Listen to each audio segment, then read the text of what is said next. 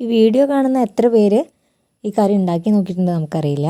നമുക്കിവിടെ സുലഭമായിട്ട് കിട്ടുന്ന ഒരു സമയത്ത് സുലഭമായിട്ട് കിട്ടുന്ന കാട്ടുചനക്കറിയാണ് ഇന്ന് കാണിക്കാൻ പോകുന്നത്.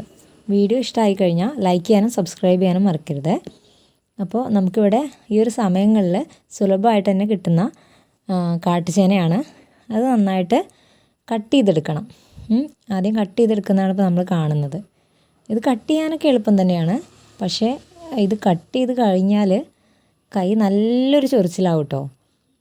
ഒരു സമയം വരെ ഇത് ഭയങ്കര ചൊറിച്ചിലാണ്. അപ്പോൾ ചിലരൊക്കെ പറയുക നമ്മൾ അടുപ്പത്ത് വെച്ച് ഒന്ന് ആവി കൊണ്ട് വെന്ത് കഴിഞ്ഞാൽ ചൊറിയൽ മാറുമെന്നാണ് പറയുക.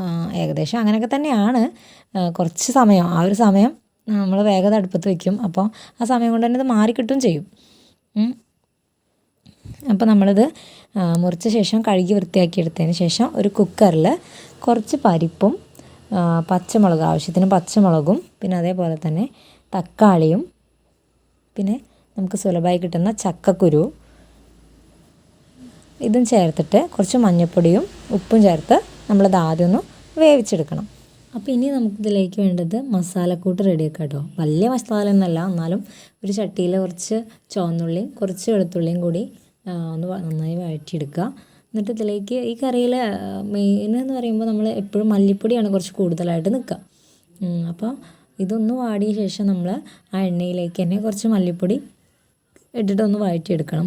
അതിൻ്റെ കൂടെ തന്നെ കുറച്ച് മുളക് പൊടിയും കൂടി ചേർത്ത് വഴറ്റിയെടുക്കുക. എന്നിട്ട് നമ്മൾ പുളി കുറച്ച് നമ്മുടെ ആവശ്യത്തിനുള്ള പുളി നമ്മൾ ആദ്യം തന്നെ കുതിർത്ത് വെക്കണം.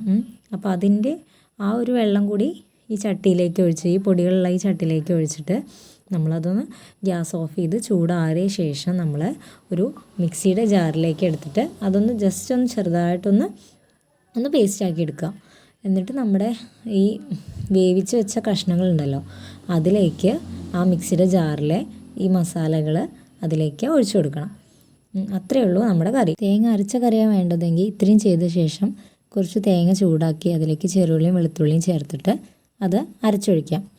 അതിനെ നമുക്ക് എന്ത് ചെയ്യാം, കുറച്ച് കടുകും കറിവേപ്പിലയും ചെറുള്ളിയും ചേർത്ത് വറുത്തെടുത്താൽ കറി റെഡി.